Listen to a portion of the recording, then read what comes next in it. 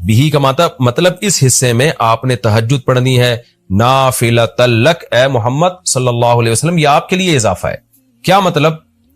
یا تو نبی صلی اللہ علیہ وسلم پہ 6 نمازیں فرض تھیں، یعنی 5 فرض کے علاوہ تہجد بھی فرض تھی، تو اس لیے قرآن نے کہہ دیا کہ امت پہ تو 5 فرض ہیں نافلۃ لک، لیکن یہ تہجد آپ کے لیے اضافی ہے، یعنی آپ پر 6 نمازیں فرض ہیں. ایک مطلب تو یہ بھی ہو سکتا ہے. اور جو علماء اس کے قائل ہیں کہ نہیں نبی پر تہجد فرض نہیں تھی، تو ان کے نزدیک اس آیت کی تفسیر یہ ہوگی کہ یہ آپ کے لیے ایک اضافہ ہے اللہ کے قرب حاصل کرنے کا. یعنی 5 نمازیں تو پڑھنی ہی پڑھنی ہے، لیکن آپ اللہ کے قرب کے لیے ایک اضافی چیز بھی آپ کو دی جا رہی ہے تاکہ آپ کے درجات اور زیادہ بلند ہو. تو ایسی صورت میں یہ صرف نبی کے ساتھ خاص نہیں ہے، کیونکہ خطاب نبی سے چل رہا ہے، اس لیے اللہ نے کہہ دیا آپ کے لیے اضافہ، ورنہ حقیقت میں پوری امت کے لیے یہ اضافہ ہے. آگے اللہ فرماتے ہیں عسیٰ ان یبعثک ربک، امید ہے کہ آپ کو آپ کا رب پہنچا دے مقام محمود تک. یہ مقام محمود کیا ہے؟ شفاعت کبریٰ، یعنی تمام پیغمبر نبی کے پاس آئیں گے کہ آپ سفارش سے آغاز کریں، یعنی سفارش کا آغاز آپ سے ہوگا، پھر آپ صلی اللہ علیہ وسلم سفارش کریں گے. تو یہ ایک سب سے اونچا مقام ہے جو اللہ قیامت کے دن رسول اللہ صلی اللہ علیہ وسلم کو دے گا، اور جس سے آپ کی تمام پیغمبروں پر فضیلت ثابت ہو جائے گی کہ جب تک آپ کی طرف سے شفاعت کی ابتدا نہیں ہوگی کوئی اور پیغمبر سفارش نہیں کریں گے. تو اللہ نبی صلی اللہ علیہ وسلم کو تسلیاں دے رہا ہے کہ یہ مشرکین کا جو آپ کے اوپر بے پناہ دباؤ ہے، جبر ہے، آپ اس میں تسلی رکھیے، آپ نماز قائم کریں اور تہجد کی پابندی کریں. اللہ نے آپ کو بہت بڑا آگے چل کے مقام دینا ہے. تو چونکہ نبی صلی اللہ علیہ وسلم بھی بشر تھے نا، مشرکین کے دباؤ کی وجہ سے آپ بھی ایک پریشانی میں آتے تھے، تو اس لیے اللہ آپ کو ثابت قدم رکھنے کے لیے آپ صلی اللہ علیہ وسلم کو یہ خوشخبریاں سنا رہا ہے کہ آپ نے اپنا اس عمل کو فوکس کرنا ہے، نماز اور تہجد کو، تاکہ آپ کا اللہ سے قرب رہے. اور اللہ آپ کو خوشخبری دے رہا ہے کہ امید ہے آپ کا رب آپ کو بہت بڑے مقام تک پہنچا دے. رہا مسئلہ مشرکین کی دھمکیوں کا کہ یہ پوری کوشش کر رہے ہیں کہ آپ کو مکہ سے نکال دیں، تو ہم نے تو بتا دیا کہ یہ خود بھی نہیں پنپ پائیں گے، لیکن آپ نے اللہ سے کیا دعا مانگنی ہے؟ وَقُلْ رَبِّ، کہہ دیجئے اے میرے رب، ادخلنی مدخل صدق، مجھے مکہ میں داخل کیجئے مرغوب داخلہ، اچھا داخلہ، اور مجھے مکہ سے نکالیے بھی اچھے طریقے سے، یعنی اچھا نکلنا ہو میرا، ایسا نکلنا جس کے نتائج اچھے ہوں. اس میں اشارہ ہے کہ آپ صلی اللہ علیہ وسلم کو مکہ سے نکالنے پر مجبور کیا جائے گا، اور ایک وقت آئے گا کہ آپ مکہ سے نکلیں گے. تو اللہ اپنے حبیب صلی اللہ علیہ وسلم کو پہلے سے دعا سکھا رہے ہیں کہ آپ اللہ سے دعا مانگے، اللہ جب میں نکلوں تو میرا داخلہ بھی اچھے طریقے سے ہو اور میرا نکلنا بھی اچھے طریقے سے ہو، یعنی پسندیدہ نکلنا ہو. سوال پیدا ہوتا ہے نکلنے کا عمل تو پہلے ہے اور مکہ میں داخلے کا عمل بعد میں، تو نکلنے کا تذکرہ پہلے ہونا چاہیے کہ اللہ مکہ سے مجھے اچھی طریقے سے نکال، اور مکہ میں مجھے داخل بھی اچھے طریقے سے کرنا. تو داخلے کا تذکرہ پہلے کیوں؟ تو اس میں بلاغت کا ایک نقطہ ہے کہ پیغمبر کا بنیادی مقصد وہ ہدف ہے جو پیغمبر دنیا میں لے کے آئے ہیں، تو اس کی آغاز تو مکہ سے کرنا ہے جس میں آپ کو بھیجا گیا، جو ابراہیم علیہ السلام کا شہر ہے، جہاں بیت اللہ ہے، اسلام کا مرکز تو اس جگہ سے بننا ہے. تو اس جگہ سے اگر نکالنا ہی مقصد ہے تو یہ جگہ تو رہ گئی نا پھر جو ابراہیم علیہ السلام کا مرکز اور ابراہیم علیہ السلام کی دعائیں تھیں. تو اس لیے اصل مقصد تو یہ کہ مکہ میں داخل میں اچھے طریقے سے ہوں، جو پیغمبر کا مقصد تھا دنیا میں آنے کا، مکہ فتح کر کے داخل ہوں، یہاں مجھے غلبہ ملے، اور یہاں میرا جب داخلہ ہو تو ایسا داخلہ جس کو میں پسند کروں. یہ جو ابھی میں مکہ میں کہیں سفر سے جا کے واپس آتا ہوں، یہ داخلہ وہ داخلہ نہیں ہے جو میں چاہتا ہوں. تو چونکہ مکہ سے نکلنا مقصد نہیں ہے، نکالا اس لیے جا رہا ہے تاکہ داخلہ ایک طاقت کے ساتھ ہو اور اچھے طریقے سے داخلہ ہو، اس لیے اس داخلے کا تذکرہ پہلے کیا جا رہا ہے. ہاں وہ داخلہ اس وقت تک ممکن نہیں ہے جب تک مکہ سے ایک دفعہ آپ کا خروج نہ ہو، تاکہ مدینہ میں ریاست بنے اور آپ 10,000 کا لشکر لے کر فاتحانہ انداز سے مکہ میں داخل ہوں، اور جس مقصد کے لیے اللہ نے آپ کو بھیجا تھا وہ مقصد پورا ہو. تو وہ مقصد نکلے بغیر پورا ہو نہیں سکتا، اس لیے نکلنے کا تذکرہ کر دیا. ورنہ اصل مقصد تو یہ ہے کہ اللہ میں مکہ سے نکلنا نہیں چاہتا، میں مکہ میں داخلہ چاہتا ہوں. داخلہ ایسا ہونا چاہیے مدخل صدق، سچا مرغوب داخلہ ہونا چاہیے. چنانچہ اللہ نے آپ کی دعا قبول کی، اور جب نبی مکہ میں داخل ہوئے نکلنے کے بعد تو کیسا بہترین آپ نے کا داخلہ ہوا کہ 10,000 کا لشکر لے کر آپ گئے، اور مشرکین مکہ آپ سے معافی کی بھیک مانگ رہے تھے. تو یہ مکی آیتیں اس وقت تو ظلم کے پہاڑ توڑے جا رہے تھے، لیکن پیغمبر سے اس طرح کی دعائیں کروائی جا رہی تھیں. وَأَخْرِجْنِي مُخْرَجَ صِدْقٍ، اور اللہ مرغوب نکلنا ہو، یعنی جب میں نکلوں تو بھی میرا اچھا ٹھکانہ ہو. چنانچہ آپ کا نکلنا بھی بڑا اچھا ہوا کہ پورا مدینہ آپ کے استقبال میں کھڑا ہوا تھا، اور طلع البدر علینا من ثنیۃ الوداع، یہ جو ترانے ہیں یہ مدینہ کی بچیاں آپ کے استقبال میں پڑھ رہی تھی. تو آپ کا نکلنا بھی اچھا ہوا، یعنی مدینہ میں داخلہ جو مکہ سے نکل کے، اور پھر جو مکہ میں آنا وہ تو اس سے بھی زیادہ عزت اور شان کے ساتھ ہوا. وَاجْعَلْ لِي مِن لَّدُنْكَ سُلْطَانًا نَصِيرًا، اور اللہ تو بنا دے میرے لیے اپنے پاس سے زبردست طاقت جس میں میری مدد ہو، غلبہ دے دے مجھے مشرکین پر. یہ بھی مستقبل کی دعا ہے جو ان حالات میں نبی سے منگوائی جا رہی ہے، اور اللہ نے آپ کی ساری دعاؤں کو قبول کیا. سلطان نصیر بھی دے دیا آپ کو، غلبہ بھی دے دیا مکہ پہ، ایسا غلبہ جس میں اللہ کی مدد تھی، اور وہ کمزور غلبہ نہیں تھا. طاقتور غلبے کو سلطان کہا جاتا ہے. اور مدینہ میں جانا بھی آپ کا پسندیدہ ہوا، اور مکہ میں آنا بھی آپ کا پسندیدہ ہوا. اور اے نبی آپ یہ بھی کہہ دیجئے جاء الحق، حق آ چکا ہے، وزہق الباطل، اور باطل فنا ہو چکا ہے. حالانکہ جس وقت یہ دعا منگوائی جا رہی تھی باطل فنا نہیں ہوا تھا. لیکن ماضی سے جب کسی چیز کو تعبیر کیا جاتا ہے تو یہ بتانے کے لیے گویا یہ کام ہو چکا ہے، حالانکہ ہوا نہیں، ہوگا. لیکن نبی کی زبان سے نکلوایا جا رہا ہے کہ آپ مشرکین میں اعلان کر دیں کہ بس یہ کام ہو چکا ہے، حق آ گیا، باطل ختم. اور یعنی ہوگا تو فیوچر میں، لیکن گویا ابھی ہو چکا ہے. اتنا یقینی ہے کہ میں تمہیں اس کی پہلے سے خبر دے چکا ہوں کہ باطل اب پنپنے نہیں پائے گا، کیونکہ حق اب آ چکا ہے. ان الباطل کان زہوقا، اور باطل تو ہے ہی فنا ہونے والی چیز. جب حق آتا ہے تو باطل فنا ہو جاتا ہے. نبی صلی اللہ علیہ وسلم جب مکہ مکرمہ میں داخل ہوئے نا، تو آپ بتوں کو چھڑیوں سے گراتے تھے، چھڑی سے. مکہ میں داخل ہو کے 360 بت کو ایک ایک کر کے چھڑی مارتے تھے، اور وہ بت الٹے لڑکتے تھے. تو آپ اس موقع پر یہ آیت پڑھ رہے تھے کہ جاء الحق وزہق الباطل ان الباطل کان زہوقا.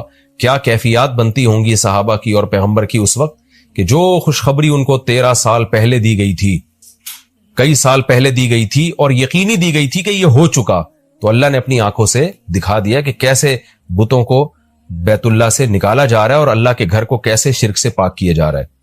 وَنُنَزِّلُ مِنَ الْقُرْآنِ مَا هُوَ شِفَاءٌ وَرَحْمَةٌ لِّلْمُؤْمِنِينَ، اور قرآن کہہ رہے ہیں ہم قرآن نازل کرتے ہیں جس میں مومنین کے لیے شفا ہے. یعنی اے نبی آپ کی تسلی کے لیے اور بھی ہم بتائیں آپ کو کہ ہم یہ جو آیتیں نازل کر رہے ہیں نا، اس میں مومنین کو بھی شفا مل رہی ہے، ان کی اصلاح ہو رہی ہے شرک سے اور برے عقیدوں سے، اور مسلمانوں کے لیے یہ رحمت ہے، ان کو تسلیاں بھی مل رہی ہیں. وَلَا يَزِيدُ الظَّالِمِينَ إِلَّا خَسَارًا، اور ظالمین کے خسارے میں اضافہ ہو رہا ہے، کیونکہ ظالمین اس پر عمل نہیں کر رہے، حجت تمام ہو رہی ہے. وَإِذَا نَمْنَا عَلَى الْإِنسَانِ أَعْرَضَ وَنَأَىٰ بِجَانِبِهِ، قرآن کہتے ہیں ہم جب انسان پر احسان کرتے ہیں تو وہ اعراض کرتا ہے اور اپنے پہلو کو ہٹا دیتا ہے. نعمت ملنے کے بعد بجائے اللہ کے قریب ہونے کے اللہ سے دور ہوتا ہے. وَإِذَا مَسَّهُ الشَّرُّ، اور جب انسان کو کوئی مصیبت پہنچتی ہے کَانَ يَئُوسًا، تو مایوس ہونے لگتا ہے. یعنی انسان کے بارے میں شکایت کی جا رہی ہے کہ اس کا اللہ پر ایمان نہیں ہے. پیغمبر کا مقصد ہے اللہ سے جوڑنا. تو یہ جو مشرکین ہیں جو اللہ کو نہیں مانتے، یہ خوشیوں میں بھی اللہ کو بھولتے ہیں اور غم میں بھی اللہ کو بھولتے ہیں، اسباب کو دیکھتے ہیں. لہذا جب اسباب کو آپ دیکھتے ہو اور پریشانی آتی ہے تو اسباب بتا رہے ہوتے ہیں پریشانی دور نہیں ہو سکتی، تو مایوس ہونے لگتے ہیں، ڈپریشن میں جاتے ہیں. اور جب خوشی آتی ہے تو اپنا کمال سمجھتے ہیں، لہذا اترانے لگتے ہیں اور خدا سے دور ہو جاتے ہیں. تو اے نبی ان سے کہہ دیجئے کل یعمل علی شاکلتی، ہر شخص اپنی نیچر کے مطابق عمل کر رہا ہے. اچھے لوگ کیا کرتے ہیں کہ جب انہیں خوشی ملتی ہے تو شکر ادا کرتے ہیں، اور غم آتا ہے تو مایوس نہیں ہوتے، ان کو پتہ ہے غم اللہ دور کر سکتا ہے. فَرَبُّكُمْ أَعْلَمُ، تمہارا رب خوب جانتا ہے بِمَنْ هُوَ أَهْدَىٰ سَبِيلًا، کون ان دونوں فریقوں میں سیدھے راستے پر چل رہا ہے، جو غموں میں مایوس ہو اور خوشیوں میں اترانے لگے، خدا سے دور ہو جائے، وہ گمراہی والے راستے پر ہے. اور جو خوشیوں میں اللہ کے قریب آئے، شکر ادا کرے، اور غموں میں بھی اللہ کے قریب آئے کہ غم کو اللہ ہی دور کر سکتا ہے، مایوس نہ ہو، یہ سیدھے راستے پر ہے. اللہ خوب جانتا ہے کون سیدھے راستے پر ہے، یعنی اس میں اللہ نے اشارہ دے دیا کہ یہ لوگ سیدھے راستے پر ہے، تو ہمیں ایسا بننا چاہیے. اظہر صاحب انڈیا سے، اگر کسی نے قسم کھائی کہ اگر بیوی غلط قدم رکھے گی تو اس گھر میں نہیں رہنے دوں گا، اور بعد میں بیوی پکڑی گئی، سبحان اللہ، تو رہنمائی فرما دیں، غلط قدم رکھے گی یا غلط اقدام کرے گی. تو دیکھیں یہ طلاق کے الفاظ نہیں ہیں، اب کیا اقدام تھا وہ تو آپ ہی بہتر جانتے ہیں جو پوچھنے والا ہے. لیکن اس گھر میں نہیں رہنے دوں گا، اس سے طلاق واقع نہیں ہوتی. یہ تو ایسے ہی ہے کہ آپ نے قسم اٹھا لی. ہاں یہ ضرور ہے کہ اگر وہ جس پہ آپ نے قسم کو معلق کیا ہے کہ اگر وہ یہ غلط کام کرے گی تو میں گھر میں نہیں رہنے دوں گا، قسم اٹھائی، پھر بھی آپ نے رہنے دیا، تو قسم کا کفارہ ادا کر دیں. 10 غریبوں کو 2 ٹائم کا کھانا، اگر اس کی استطاعت نہ ہو تو 3 دن لگاتار روزے. ہندو مذہب میں ایک ایکسرسائز ہوتی ہے، اس ایکسرسائز میں سورج کو مختلف پوسچرز میں پوجا کیا جاتا ہے، سورج کی پوجا کی جاتی ہے۔ میں نے جم میں وہ ایکسرسائز کر لی، اور ورزش کرنے سے پہلے اور ورزش کرنے کے دوران اور ورزش کے بعد بھی میرا سورج کو پوجنے کا کوئی ارادہ نہیں تھا، بس میں نے ایسا ایکٹ کیا صرف صحت بنانے کی نیت سے، تو کیا یہ مجھ سے شرک ہو گیا؟ اگر بھائی صحت کے لیے آپ نے ایسا کیا اور سورج کی طرف رخ کر کے کوئی عبادت کی نیت سے نہیں کیا تو یہ شرک نہیں ہے، لیکن نبی صلی اللہ علیہ وسلم نے ہمیں منع کیا ہے کہ کسی کی مذہبی رسومات میں ان کی مشابہت یہ ناجائز اور حرام ہے۔ تو اگر یہ ہندوؤں کا مذہبی طریقہ ہے کہ وہ خاص اسٹائل میں سورج کے سامنے، میں نے تو نہیں کبھی کسی ہندو کے بارے میں ایسا سنا کہ ایسا کرتے ہو، لیکن بہرحال اگر کوئی کرتے ہو تو پھر شرعاً آپ کے لیے جائز نہیں ہے، تو آئندہ اس سے احتیاط کی جائے۔ میری آنکھوں میں ڈارک سرکلز ہلکے ہو گئے ہیں، ہر طرح کا علاج کرا لیا مگر فائدہ نہیں ہوا، کیا آپ کوئی عمل بتا سکتے ہیں؟ میں دعا کر سکتا ہوں بھائی، اللہ تعالیٰ آپ کے ڈارک سرکل کو وائٹ سرکل میں تبدیل کر دے، باقی ڈاکٹر ہی کرے گا، باقی صبح شام کے جو اعمال ہیں ان کو پورا کرنا چاہیے بس۔ جو شخص یا علی کہہ کر جانور ذبح کرے اس کا گوشت لے سکتے ہیں؟ نہیں لے سکتے۔ غیر اللہ کا نام جس جانور پہ لیا گیا ہو تو وہ جانور کھانا جائز نہیں ہے۔ اگر کوئی شخص اپنے بھائیوں سے اور آس پاس کے لوگوں سے اکثر یہ کہے کہ میں نے اپنی بیوی کو طلاق دے دی ہے تو کیا طلاق ہو جائے گی؟ جی ہاں، اقرار طلاق سے بھی طلاق ہو جاتی ہے۔ کسی نے طلاق دی نہیں لیکن کسی کے سامنے اقرار کر لے کہ میں نے دے دی ہے، تو بیوی کو جب پتہ چلے گا تو شرعاً اس پر لازم ہے کہ وہ شوہر سے علیحدگی اختیار کرے۔ پھر اگر اقرار کیا ہے تو پھر اس سے پوچھا جائے گا کتنی دی ہیں، ایک کا اقرار کرتا ہے تو ایک مانی جائے گی، اور 3 کا اقرار کرتا ہے تو 3 مانی جائیں گی۔ اگر عورت آئی بروز صاف نہ کرے بلکہ اس کو بلیچ سے شیپ دے دے تو شوہر کے لیے، یعنی شوہر کے لیے، تو کیا یہ جائز ہے عورت کے لیے؟ مجھے نہیں پتا بلیچ سے کیسے شیپ دی جاتی ہے، آئی بروز کو نوچنا تو ناجائز اور حرام ہے، البتہ کسی بھی طرح سے ان کو ایک شیپ دے دینا، اس میں کوئی ناجائز کی کوئی اس کی دلیل نہیں ہمارے پاس۔ ہاں، بال نوچ کے اس کو باریک کر دینا یہ بہرحال ناجائز عمل ہے۔ کورٹ میرج کرنے والی لڑکی کا نکاح اس کے والدین جان بوجھ کر کہیں اور کرا رہے ہیں تو کیا یہ نکاح ہو جائے گا؟ کیا کورٹ میرج میں جج، وکیل اور گواہوں کا مسلمان ہونا ضروری ہے؟ دیکھیں، اگر کورٹ میرج ہوئی ہے تو نکاح ہو گیا ہے، اب اس لڑکی کا کہیں اور طلاق لیے بغیر نکاح نہیں کرا سکتے، چاہے جج غیر مسلم ہی کیوں نہ ہو، کیونکہ نکاح میں جج نہیں کراتا اصل میں، نکاح تو لڑکا لڑکی خود ایجاب و قبول کر کے کر رہے ہوتے ہیں، تو اس کو یہ نہیں کہیں گے کہ غیر مسلم یا مسلم، اس میں تو لڑکا لڑکی نے خود کیا ہے نا، وہ تو مسلم ہی ہے، تو اس میں جج کی حیثیت جج کی نہیں ہوتی بلکہ محض ایک وکیل کی حیثیت ہوتی ہے اس کی۔ البتہ گواہوں کا مسلمان ہونا ضروری ہے، تو اگر وہاں 2 گواہ مسلمان نہیں تھے تو پھر یہ نکاح نہیں ہوا۔ شکیل احمد انڈیا سے، میرا ہندو دوست مسلمان لڑکی سے فون پر بات کرتا ہے، میں لڑکا لڑکی دونوں کو سمجھا چکا ہوں، اب مجھے گناہ تو نہیں ہوگا؟ جب آپ سمجھا چکے ہیں تو آپ کی ذمہ داری پوری ہو گئی، آپ کو انشاءاللہ گناہ نہیں ہوگا۔ کتنے لوگ لڑکے لڑکی فون پہ بات کر رہے ہیں تو کیا سب کا گناہ آپ کو ہوگا؟ کیا ظاہر ہے آپ سے پوچھ کے تھوڑی کر رہے ہیں۔ عبد القدیر صاحب انڈیا سے، شوہر نے جھگڑے کے دوران بیوی کو طلاق کا اختیار دے دیا اور کہا کہ جیسے چاہو کر لو، طلاق طلاق بول دو، تو بیوی نے کہا کہ میں کیوں بولوں، تم خود کہہ دو۔ پھر بیوی نے کہا کہ مجھے تمہارے ساتھ نہیں رہنا، کیا طلاق واقع ہو گئی؟ یہ کہنا کہ مجھے تمہارے ساتھ نہیں رہنا، اس سے طلاق واقع نہیں ہوئی ہے، اگر وہ طلاق کا جب اختیار دیا تو اپنے اوپر طلاق واقع کر دیتی تو طلاق واقع ہوتی۔ میرے شوہر مجھ پر بہت پابندیاں لگا رہے ہیں، مجھے اپنے کسی فیملی ممبرز کے ساتھ کہیں جانے کی اجازت نہیں ہے، یہاں تک کہ والدین کے ساتھ بھی گھومنے نہیں جانے دے رہے، میں بہت پریشان ہوں، آپ بتائیں کیا یہ صحیح ہے؟ دیکھیں، آپ کو تو میں یہی مشورہ دوں گا کہ جائز چیزوں میں شوہر کی بہرحال اطاعت کریں، آپ جس حد تک شوہر کی فرما برداری کر سکتی ہیں کریں، جتنی آپ میں استطاعت ہے، لیکن شوہر کو میں مشورہ دوں گا کہ بلا وجہ کی بیوی پہ پابندیاں لگانا یہ ٹھیک نہیں ہے۔ آپ کو جب اپنے ماں باپ کے ساتھ وہ جا رہی ہے تو کل آپ کی بھی بیٹیاں بڑی ہوں گی اور وہ چاہیں گی ہم اپنے فادر کے ساتھ کہیں جائیں یا والدہ کے ساتھ کہیں جائیں، تو آپ سوچیں کہ اگر آپ کا داماد پابندیاں لگانا شروع کر دے کہ نہیں ابا کے ساتھ بھی نہیں جا سکتی تو آپ پہ کیا گزرے گی؟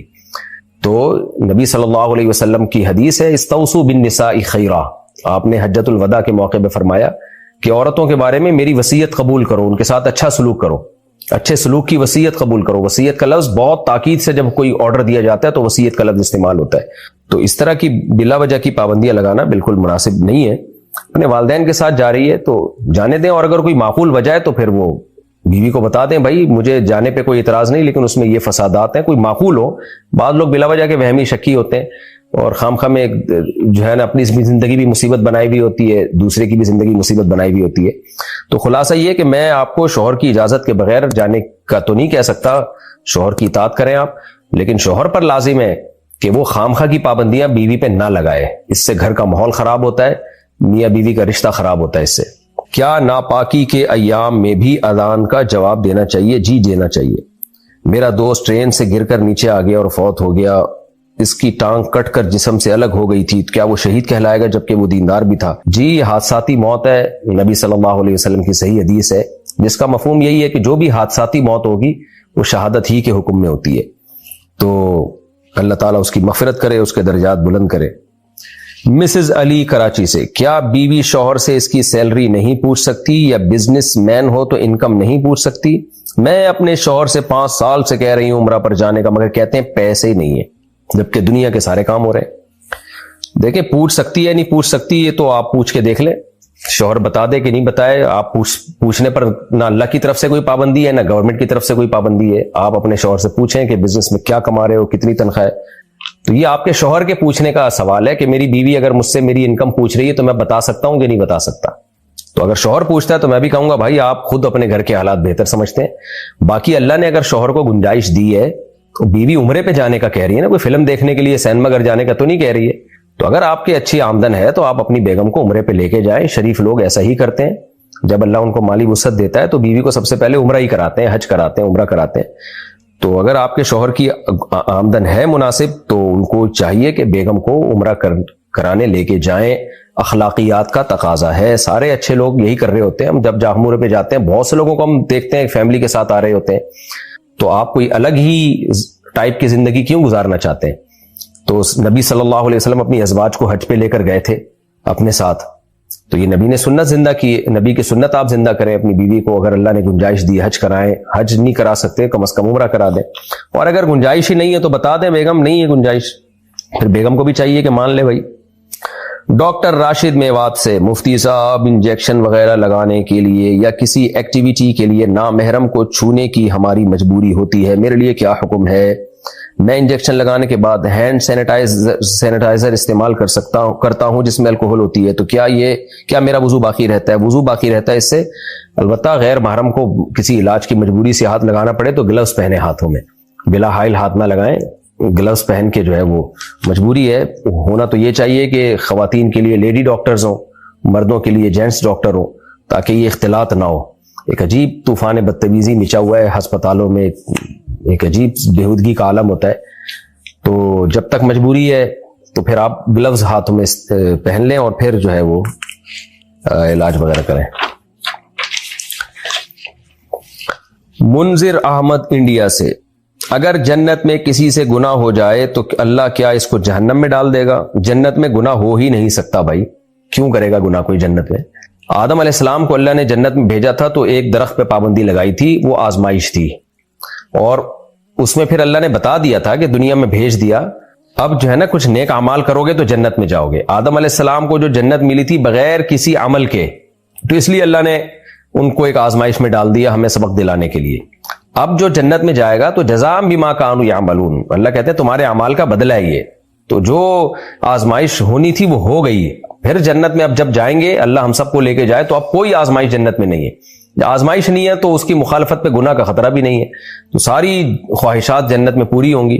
تو اس لیے سوال ہی غلط ہے کہ کسی سے گناہ ہو جائے, ہو ہی نہیں سکتا گناہ جنت میں. کیا تعویذ گلے میں ڈالنا شرک ہے؟ شرکیہ تعویذ گلے میں ڈالنا شرک ہے, شرکیہ تعویذ نہ ہو تو پھر شرک نہیں ہے. یہ جو حدیث میں آتا ہے نا تعویذ اور رقیہ یہ شرک ہے, صحیح حدیث ہے, تو اس سے مراد شرکیہ تعویذ ہے.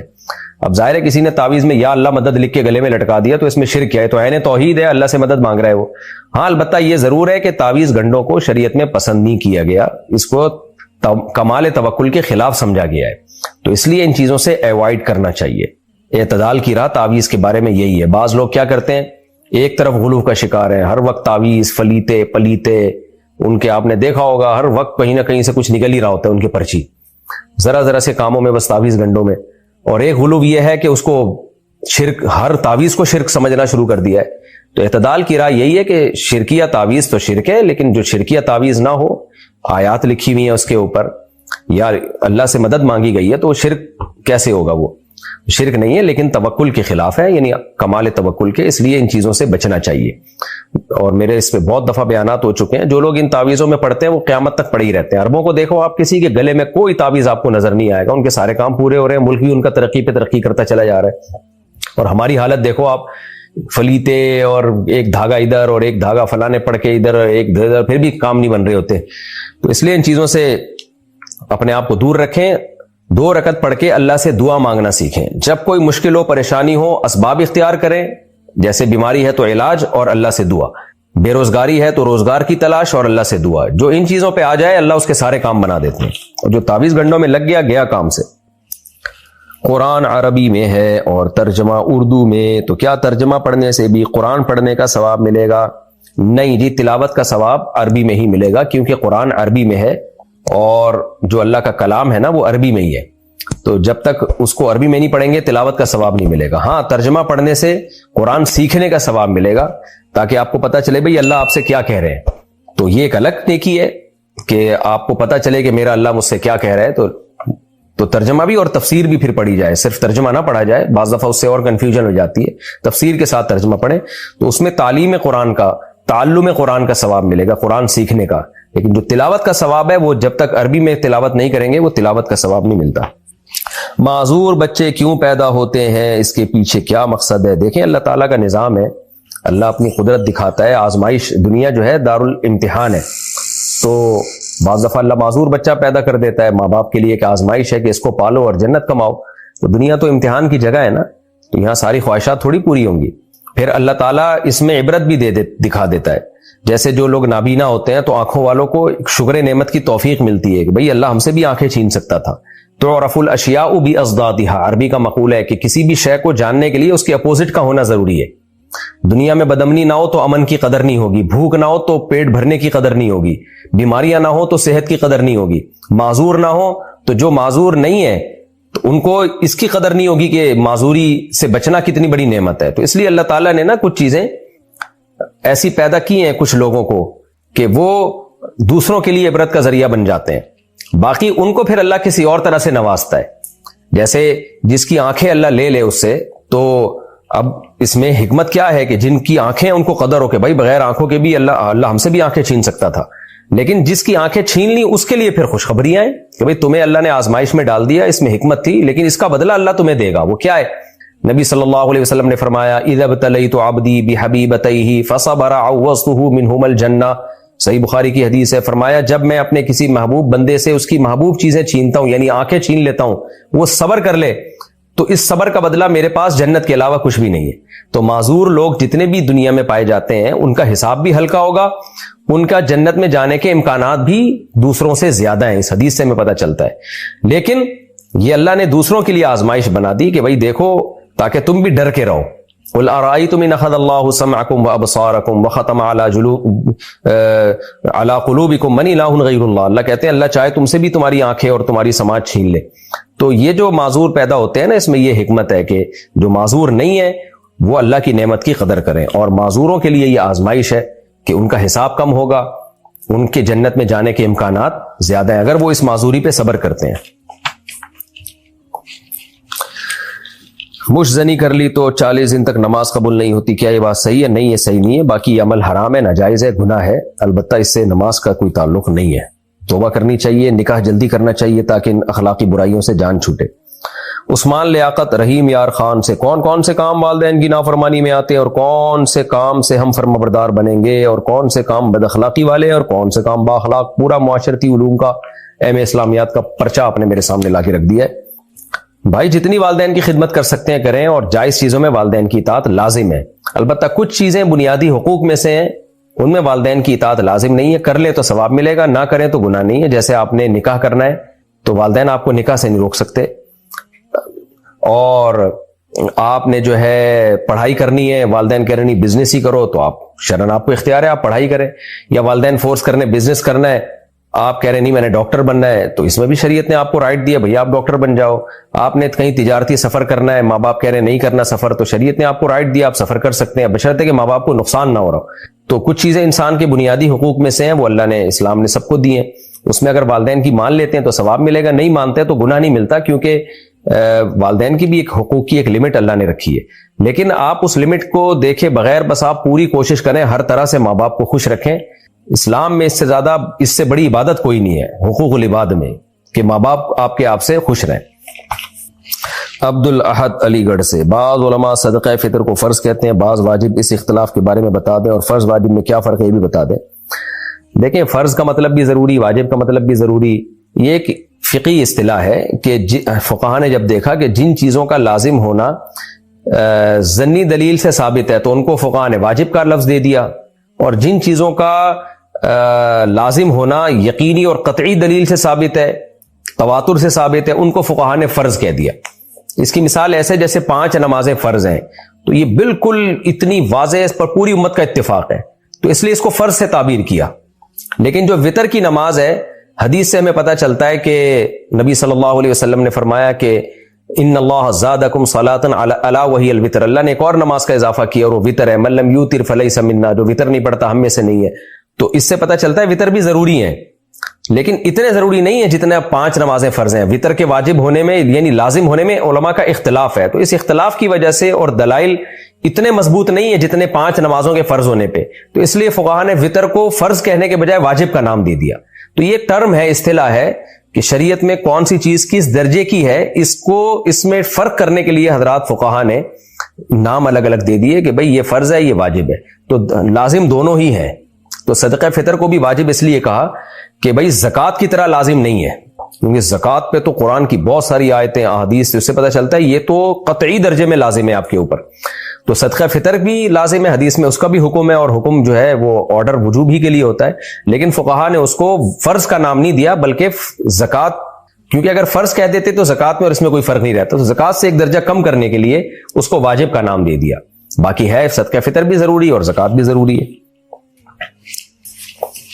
اگر نکاح کے وقت جو حق مہر، جیب خرچ اور گھر طے ہوا تھا وہ شوہر نہ دے تو عورت کو کیا کرنا چاہیے؟ کہ اللہ پہ چھوڑ دینا چاہیے؟ کیونکہ بار بار مطالبہ کرنے پر جھگڑا ہوتا ہے۔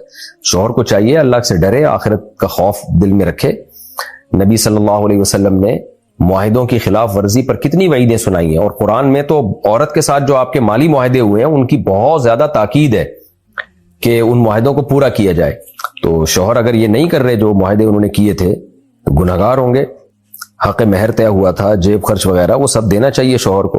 آپ کو بہرحال میں یہی مشورہ دوں گا کہ آپ اچھی طرح مطالبہ کریں، نہیں دے تو پھر صبر کر لیں، اپنا گھر کیوں خراب کریں گی؟ آج کل پتہ ہے گھر خراب ہونے سے کے سائیڈ افیکٹ زیادہ ہیں۔ ارباز صاحب انڈیا سے، ہماری برادری میں لڑکیاں کم ہیں اور لڑکے زیادہ، اور ہماری برادری والے ہماری برادری سے باہر شادی نہیں کرنے دیتے، کیا ہم اپنی برادری کے باہر کسی مسلمان لڑکی سے شادی نہیں کر سکتے؟ برائے مہربانی برادری والوں کو سمجھائیں، کر کے بتا دیں، ہو گئی ہے جو اکھاڑنا ہے اکھاڑ لو، یہی حل، ایسی برادری کا یہی حل ہے۔ کوشش کریں برادری میں تلاش کریں، مل جاتی ہے ٹھیک ہے، نہیں مل رہی تو یہ تھوڑی کہ یہ جہاں مرضی کر لیں بھائی، اچھی جگہ کریں، بس لڑکی نیک ہو، شریف شرفا ہو۔ جعفر اقبال ہنگو سے، کیا وضو سے پہلے استنجا ضروری ہے؟ نہیں بھائی، وضو اور استنجا کا کوئی آپس میں لنک بنتا ہی نہیں ہے۔ عثمان لیاقت رحیم یار خان سے، میری داڑھی کے بال کم اور گھنگریالے ہیں جس کی وجہ سے گھر والے داڑھی کٹوانے کا کہتے ہیں، جبکہ مجھے داڑھی رکھنے کا بہت شوق ہے، میں ان کو کیا جواب دوں تاکہ وہ مجھے کہنا چھوڑ دیں؟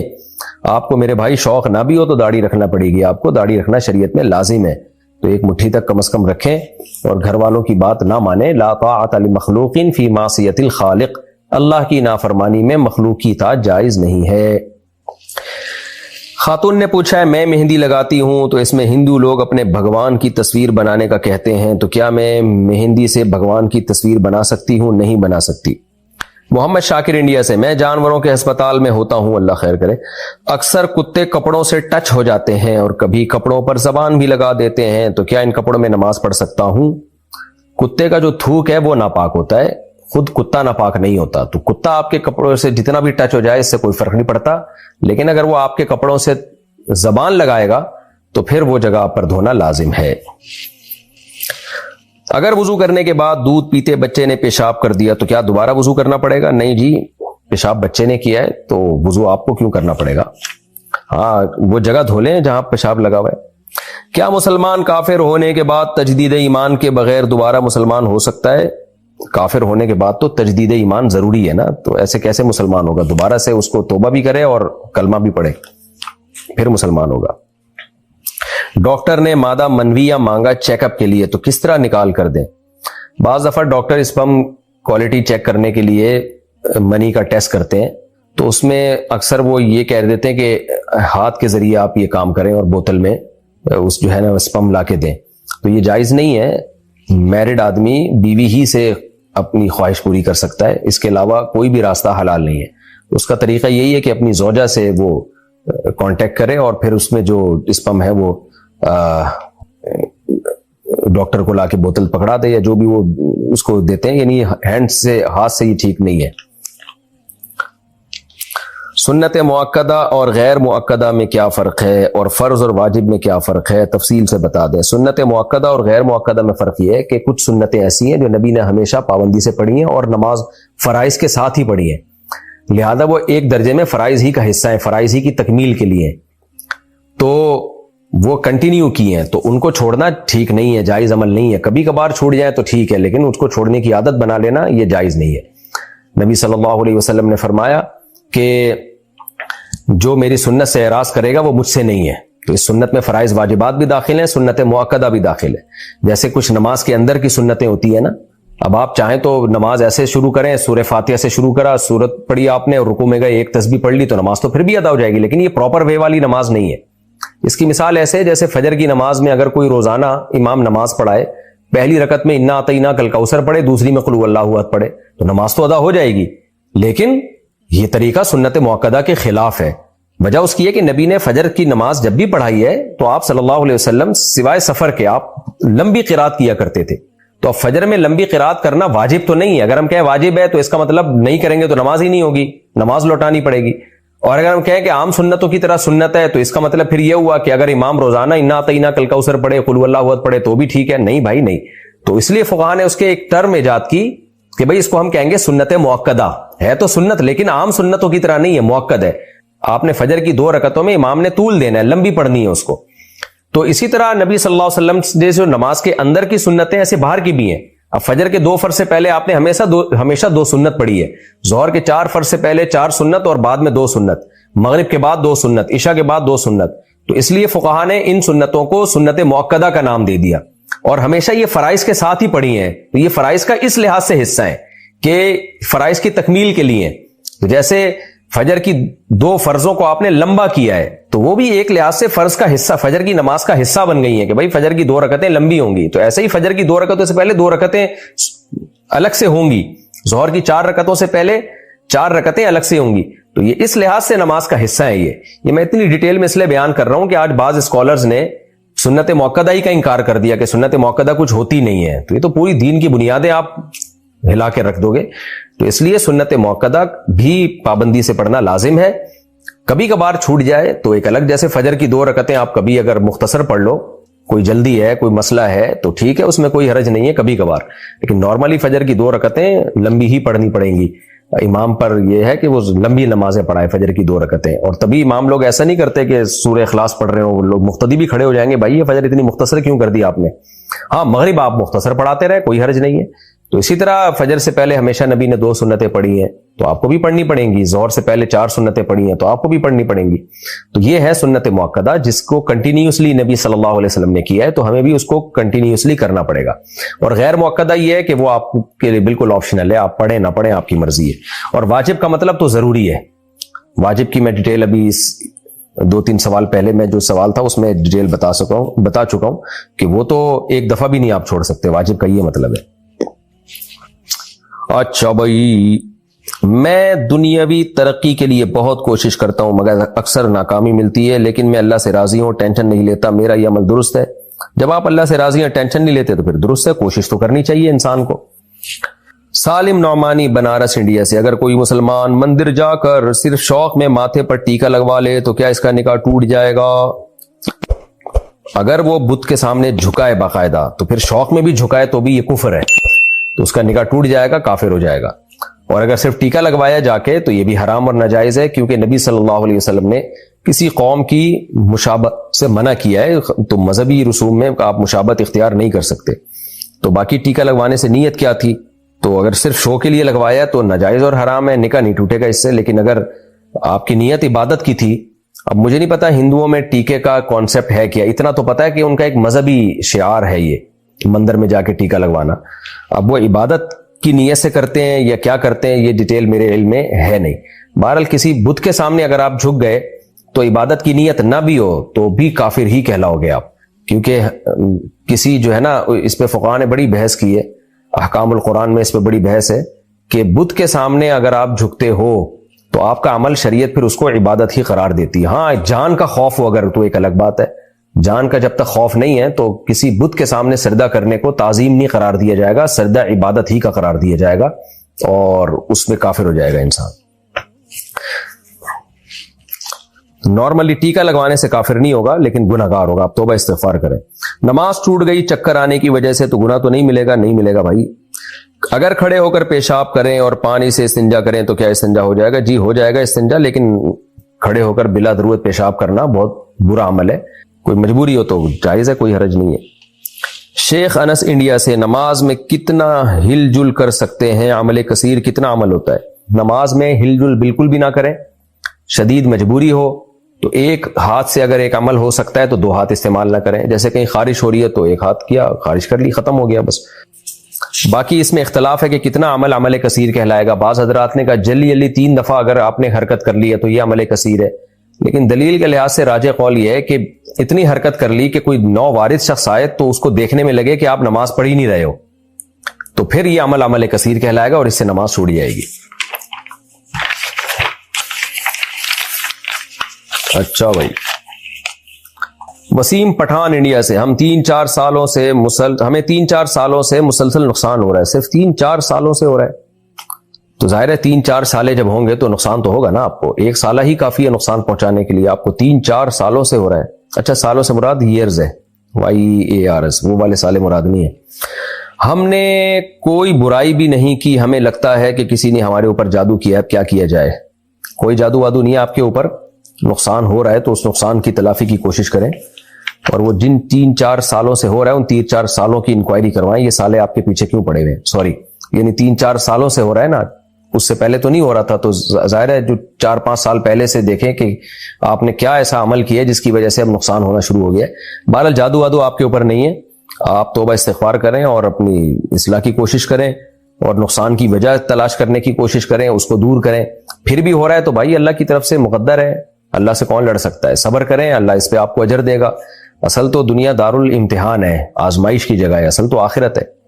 اگر میسج وغیرہ پر عربی میں سلام کے بجائے کسی اور زبان میں سلام کے بجائے کچھ اور الفاظ لکھ دیں تو کیا خلاف سنت ہوگا؟ جی ہاں جناب، خلاف سنت ہوگا. انگلش میں بسم اللہ لکھ سکتے ہیں، بھائی بسم اللہ کو بسم اللہ ہی لکھیں، کیوں رسم الخط کو چینج کر رہے ہیں؟ مناسب نہیں ہے. یہ جو عربی الفاظ ہیں خاص طور پہ دعائیں ہیں، ان کو رومن میں لکھنا مناسب نہیں ہے. تو یہ کیونکہ عربی رسم الخط اور یہ ان کی حفاظت بھی ہمارے ذمے ہے، تو اس لیے اس کو عربی میں ہی لکھنا چاہیے.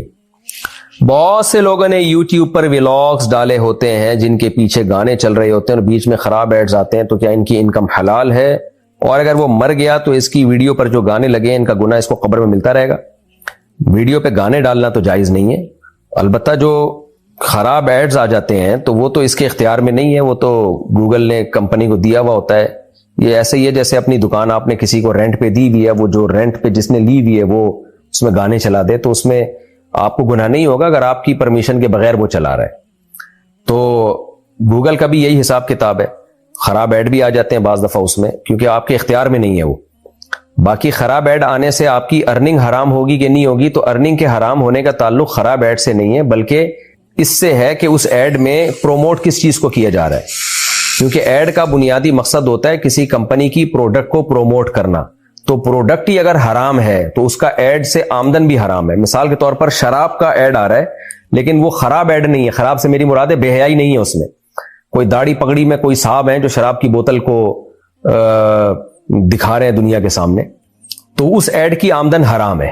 وجہ اس کی ہے کہ شراب کو پروموٹ کرنے کی آمدن مل رہی ہے آپ کو، اور اگر جو پروڈکٹ ہے وہ حرام پروڈکٹ نہیں ہے، وہ جائز پروڈکٹ ہے، لیکن اس کو پیش کرنے والی کوئی بےہودہ سی لڑکی ہے، اس کی ڈریسنگ بھی ادھوری ہے. مثال کے طور پر کوئی کھجور کا ایڈ آ رہا ہے لیکن، یا کوئی شیمپو کا ایڈ آ رہا ہے لیکن اس کو کوئی لڑکی جو ہے وہ بےہودہ لباس میں آ کے اس ایڈ میں آ رہی ہے، تو اس ایڈ کی آمدن حلال اس لیے ہوگی کہ آمدن آپ کو اس لڑکی دکھانے کی نہیں دی جا رہی، آمدن جو دی جا رہی ہے اس پروڈکٹ کو پروموٹ کرنے کی.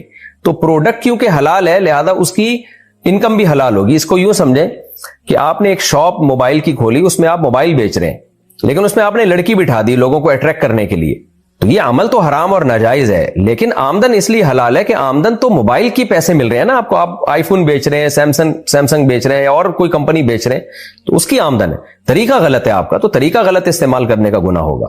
تو آمدن کا تعلق پروڈکٹ سے ہے کہ کس چیز کو پروموٹ کیا جا رہا ہے. پروڈکٹ اگر حلال چیز ہے اس کو پروموٹ کیا جا رہا ہے تو اس کی آمدن حلال ہے. اگر پروڈکٹ ہی حرام ہے، کسی فلم کا ایڈ آ رہا ہے، کسی گانے کا ایڈ آ رہا ہے، یا کسی سودی بینک کا ایڈ آ رہا ہے، انشورنس کمپنی کا ایڈ آ رہا ہے، یا شراب کا ایڈ آ رہا ہے، تو چاہے وہ بے حیائی نہ بھی ہو اس میں تو بھی اس ایڈ کی آمدن حرام ہے.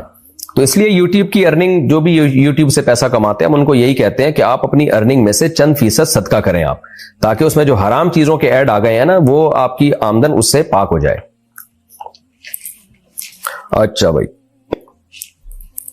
نثار لاہور، باقی اگر کوئی گانے کی ویڈیو لگاتا ہے اس پہ تو ظاہر ہے وہ گانے جب تک چلتے رہیں گے تو قبر میں اس کو عذاب ملے گا، کیونکہ گناہ حدیث میں آتا ہے من سن سنتا سیئتا فلہ وزرھا ووزر من عمل بھا، کہ جس نے کسی گناہ کو جاری کر دیا تو جب تک وہ گناہ چلتا رہے گا اس کو قبر میں، یعنی اس کو عذاب ملتا رہے گا قبر میں بھی زندگی میں بھی. ہاں اگر توبہ کر لی تو ایک الگ بات ہے، توبہ کر کے پھر ہٹا دے اس کو اگر ہٹانے پر قدرت ہے، اگر نہیں ہے تو بس پھر توبہ ہی کافی ہے. نثار صاحب لاہور سے، اگر نماز آخری وقت میں پڑھی اور نماز پڑھتے ہوئے دوسری نماز کی اذان شروع ہو گئی تو کیا نماز ہو گئی ہے؟ نماز لوٹانی ہوگی. ہو گئی، نماز لوٹانی نہیں پڑے گی، لیکن اتنی دیر کرنے کا گناہ ہوگا، توبہ استغفار کرے. غسل کے پانی میں بیری کا پتہ ڈالنا کیسا ہے؟ کوئی شریعت یعنی کوئی لازم نہیں ہے لیکن اچھا ہے کیونکہ اس سے صفائی زیادہ اچھی ہوتی ہے. تکافل کی شرعی حیثیت اور اس کا طریقہ بتا دیں. دیکھیں تکافل کی شرعی حیثیت یہ ہے کہ اس میں اختلاف ہے. عام مروجہ انشورنس سے تو بہرحال بہتر ہے، یہ تو اس میں گناہ زیادہ ہے، لیکن اس میں گناہ ہے یا نہیں ہے تو ہماری رائے یہی ہے کہ ہمیں اس پر موجودہ تکافل کے سیٹ اپ پر اطمینان نہیں ہے. لیکن وقت کے ایک بہت بڑے عالم حضرت مفتی تقی عثمانی صاحب اور دارالعلوم کرنگی ایک بہت بڑا ادارہ ہے، ان کے علماء کی نظر میں یہ جائز ہے. تو اگر کوئی ان کے فتوے پر عمل کرتا ہے تو کر سکتا ہے. وہ ایک عامی آدمی کے لیے تو مفتی کا فتویٰ ہی، جو ماہر ایکسپرٹ مفتی ہے ان کا فتویٰ ہی دلیل ہوتی ہے. تو احتیاط کا تقاضا یہ کہ اجتناب کیا جائے. ہماری رائے میں بہرحال اس میں ہمیں تحفظات ہیں، ہم نے ابھی تک اس کے جواز کا فتویٰ نہیں دیا ہے. تو احتیاط ہم تو یہی مشورہ دیں گے کہ آپ نہ کریں. ایک لڑکا مجھے پسند کرتا تھا اور نکاح کا پیغام بھیجنا چاہتا تھا، مگر میرے والدین نے منع کر دیا کہ وہ لڑکا صحیح نہیں ہے، اور مجھے بھی کبھی کبھی لگتا ہے کہ وہ صحیح نہیں تھا. اب میری منگنی کہیں اور ہو گئی ہے، مگر مجھے اس کا خیال آتا ہے کہ ایک دفعہ میرے والدین اس سے مل لیتے، کیا پتا وہ صحیح ہوتا. میں اسے بھول نہیں پا رہی ہوں، سوچتی ہوں کہ کہیں ایسا نہ ہو کہ میری شادی کے بعد بھی مجھے اس کے خیالات آتے رہے. یہ شیطان کی عادت ہوتی ہے. دیکھو ہم جب بچپن میں کوئی چیز خریدتے تھے نا، بلکہ آپ کو ابھی بھی پتا ہوگا کہ جب بھی شاپنگ کرتا ہے نا انسان بہت سوچ سمجھ کے ایک چیز لیتا ہے، خریدتے ہی اس کے علاوہ سب چیزیں اچھی لگنا شروع ہو جاتی ہیں انسان کو. یعنی آپ نے جا کے شاپنگ سینٹر میں بہت سوچ سمجھ کے کوئی چیز خریدی نا، خرید کے آپ شاپنگ مال سے نکلے تو آپ کو پھر ہر چیز اچھی لگنا شروع ہو جائے گی. جوتے ہیں، پینٹ ہے، کپڑے ہیں، یہ انسان کی نیچر ہے. جو چیز اس کے پاس نہیں ہوتی انسان کا دل اس کی طرف مائل ہونا شروع ہو جاتا ہے.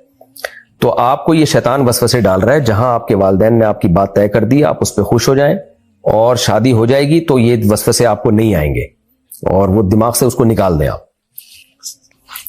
کیا کسی غیر مسلم کو خواب میں نبی صلی اللہ علیہ وسلم کی زیارت ہو سکتی ہے؟ ہو سکتی ہے، نہ ہو سکنے کی کوئی دلیل ہمارے پاس نہیں ہے. اگر کسی نے موبائل سے ڈائریکشن دے کر، لیکن وہ غیر مسلم اس سے خوش فہمی میں نہ ہو کہ میں جنت میں جاؤں گا. ہو سکتا ہے یہ اس لیے زیارت ہوئی ہو کہ اللہ تعالیٰ اس کو ایمان کی توفیق دینا چاہتے ہو اور اس کو خوشخبری دینا چاہتے ہو، اس کو موٹیویشن مل رہی ہو اللہ کی طرف سے کہ تم مسلمان ہو جاؤ. اعظم گبول بحریہ ٹاؤن کراچی سے پوچھتے ہیں مسجد کی بجلی اپنے ذاتی گھر کے کام کے لیے استعمال کر سکتے ہیں؟ جی نہیں کر سکتے. محمد تیمور منہاس کشمیر سے، اگر کوئی شخص کسی کمرے میں نماز پڑھ رہا ہو، دوران نماز اگر کوئی شخص کمرے میں آ کر سگریٹ، شیشہ یا کوئی نشہ کرنا شروع کر دے تو ایسے میں نمازی کے لیے کیا حکم ہے اور نشہ کرنے والے شخص کے لیے کیا حکم ہے؟ نمازی کے لیے تو حکم یہی ہے کہ اپنی نماز کو کمپلیٹ کرے. نشہ کرنے والے کے لیے حکم یہی ہے کہ یہ تو غلط جگہ ہے. ظاہر ہے کوئی بندہ نماز پڑھ رہا ہے، نبی صلی اللہ علیہ وسلم نے تو مسجد میں کچا پیاز کھا کے جانے سے منع کیا ہے، تو یہ تو نشہ کی بدبو تو کچے پیاز سے بھی زیادہ ہوتی ہے. تو اگرچہ مسجد نہیں ہے لیکن بہرحال ایک نمازی کا بھی ایک احترام ہے، تو اس کو منع کیا جائے، اور کیا کر سکتے ہیں. ابو ہریرہ بٹ کوئٹہ سے، کوئی ایسا وظیفہ بتا دیں کہ اللہ تعالیٰ ایمان مضبوط کر دے.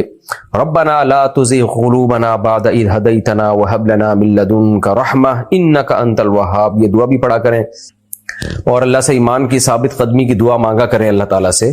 تو نماز بس شریعت کے حکام پر عمل کریں گے تو اسی سے ایمان مضبوط ہوتا ہے.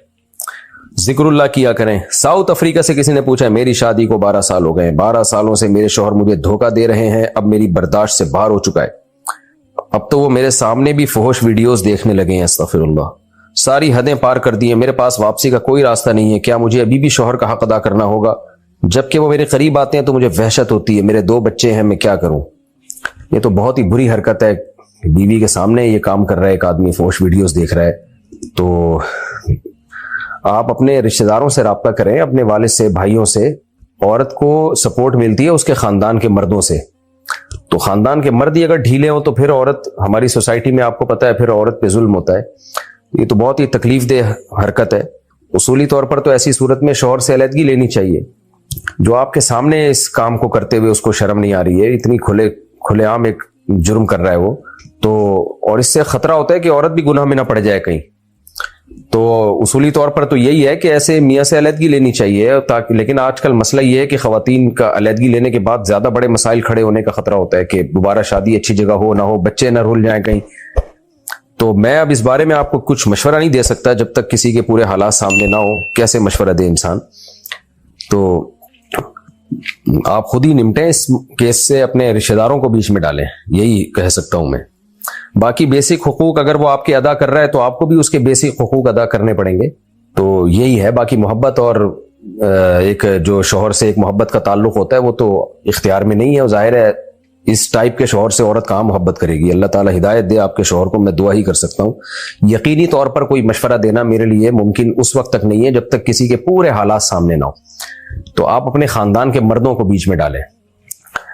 پاکستان سے کسی نے پوچھا ہے، بچپن میں جبکہ اس وقت میں بہت چھوٹا تھا، اپنے دوست کے ساتھ مل کر ایک بلی کے بچے کو کنویں میں گرایا تھا اور اس وقت ہماری سمجھ میں کچھ نہیں آیا، اس کے لیے ہمیں کیا کرنا چاہیے؟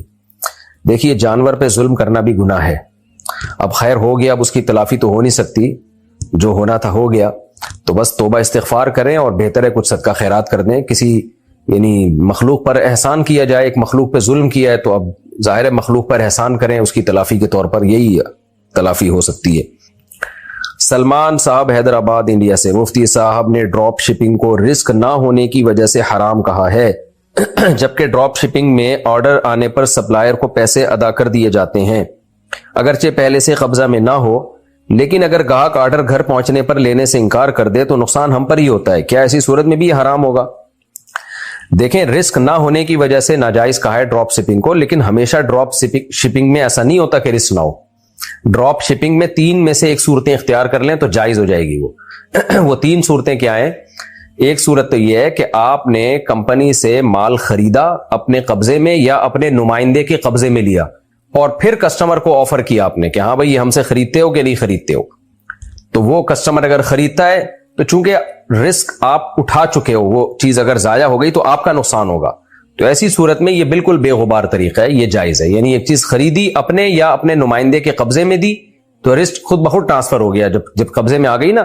لیکن خریدنے کا عمل ہو کہ آپ نے کمپنی سے خود خریدی ہو، اپنے لیے خریدی ہو، پھر آگے آپ اس کو بیچیں.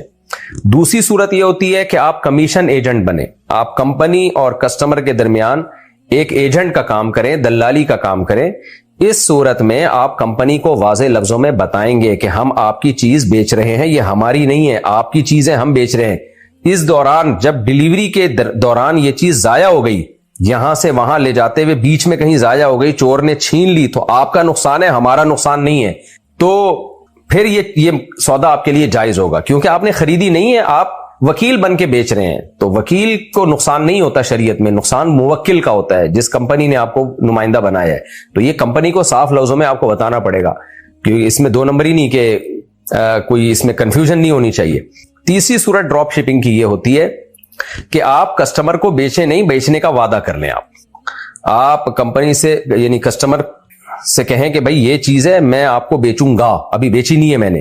وہ اگر مان لیتا ہے ٹھیک ہے جی میں خریدوں گا، تو پھر آپ کمپنی سے خریدیں اپنے لیے، اور پھر آپ اس کو آفر کریں ہاں بھائی تم نے وعدہ کیا تھا کہ تم مجھ سے خریدو گے، تو خریدتے ہوگے نہیں خریدتے، تو اس کے گھر لے جائیں آپ اس چیز کو اور کہیں بھائی تمہیں رائٹ ہے، تم چاہو تو خرید لو، چاہو تو واپس کر دو. اگر وہ واپس کر دے تو پھر وہ چیز آپ کی ہے، کمپنی کی نہیں ہے. یہ خوب سمجھ لیں، کیونکہ آپ کمپنی سے آلریڈی خرید چکے ہیں. تو یہ سب چیزیں ہوتی نہیں ہیں، صرف فارمیلٹی پوری کی جا رہی ہوتی ہے، اس لیے اس میں پھر ناجائز عنصر شامل ہو جاتا ہے. تو یہ 3 طریقوں میں سے ایک طریقہ آپ کو اختیار کرنا پڑے گا. اور ایک طریقہ یہ بھی ہو سکتا ہے، چوتھا طریقہ، کہ آپ کسٹمر سے کہیں کہ میں تمہاری طرف سے خریدنے کا ایجنٹ بن جاتا ہوں، میں تمہارے لیے چیز خریدوں گا. تمہیں اگر یہ ہم نے انٹرنیٹ پہ تمہیں ایک چیز دکھا دی ہے، تمہیں اچھی لگ رہی ہے، تو میں تمہارے لیے کمپنی سے خرید کے لے کر آتا ہوں. تو ایسی صورت میں آپ کسٹمر کی طرف سے ایجنٹ ہوں گے. اس صورت میں جب آپ کمپنی سے خریدیں گے تو یوں سمجھا جائے گا آپ نے چونکہ کسٹمر کے لیے خریدا ہے، تو کسٹمر اس کا مالک بن گیا ہے آپ کے قبضہ کرتے ہی. اس دوران چیز بیچ میں ضائع ہو گئی تو پھر کمپنی کا نقصان نہیں ہوگا، اس کسٹمر کا نقصان ہوگا. تو یہ طریقے ہیں اس کے ڈراپ شپنگ کے جواز کے. اس کے علاوہ جو طریقے آج کل مارکیٹ میں چل رہے ہیں وہ ٹھیک نہیں ہے. ہوتا ہے مارکیٹ میں جو چل رہا ہے وہ یہ چل رہا ہے کہ آپ کسٹمر کو چیز دکھاتے ہیں، ابھی وہ چیز آپ کی ملکیت میں نہیں ہے، اور کسٹمر کو وہ چیز بیچ دیتے ہیں. کسٹمر خرید لیتا ہے، پھر آپ کمپنی سے وہ چیز خریدتے ہیں اور پھر آپ ڈیلیور کرتے ہیں کسٹمر کو. تو کسٹمر کی مرضی ہے لے یا نہ لے لے تو ٹھیک ہے، آپ کو آپ کا کمیشن یعنی آپ کو پروفٹ مل جاتا ہے. حالانکہ وہ پروفٹ آپ کے لیے حلال نہیں ہوتا، کیونکہ نبی صلی اللہ علیہ وسلم کی صحیح حدیث ہے کہ جو چیز تمہارے پاس ہے ہی نہیں تم آگے بیچ نہیں سکتے. آپ نے پہلے ہی بیچ دی اس کو، تو جب آپ کے قبضے میں ہی نہیں تھی، آپ کی ملکیت میں ہی نہیں تھی، آپ نے کیسے بیچ دیا اس کو آگے؟ تو یہ طریقہ جو آج کل چل رہا ہے یہ ٹھیک نہیں ہے. اس کو اس طرح سے میں نے اس پہ تفصیلی کلپ ریکارڈ کروایا، اگر یہ سمجھ نہ آیا ہو تو آپ دوبارہ جا کے وہ تفصیلی کلپ دیکھ سکتے ہیں، اس میں آپ کو دوبارہ پتہ چل جائے گا کیا کرنا ہے. اچھا بھائی، محمد اسد اقبال ملتان سے، میں نے ایک لڑکی کو رشتہ بھیجا تو ان کی فیملی نے کسی مفتی یا پیر سے پوچھا شادی کے بارے میں، تو ان صاحب نے بتایا کہ شادی کے بعد ان دونوں کے درمیان لڑائیاں ہوں گی، جس کی وجہ سے لڑکی کی فیملی نے منع کر دیا. اور ایک وجہ یہ بھی بتائی کہ آپ بلوچ ہیں اور ہم پنجابی فیملی سے ہیں. تو پیر صاحب نے جو پہلے سے بتا دیا، تو کیا ایسا بتایا جا سکتا ہے؟ میرا اپنا بزنس ہے، میں الحمدللہ بہت اچھی میری آمدن ہے، میرے ابو ریٹائرڈ گورنمنٹ ملازم ہیں، رہنمائی فرمائیے کہ مجھے کیا کرنا چاہیے. اس پیر صاحب نے جہالت کی ہے، اور وہ جو مفتی صاحب ہیں وہ مفتی بھی نہیں ہے. آج کل ہر آدمی کے نام کے ساتھ مفتی لگا ہوا ہے، مفتی یہ چیزیں بتا ہی نہیں سکتا.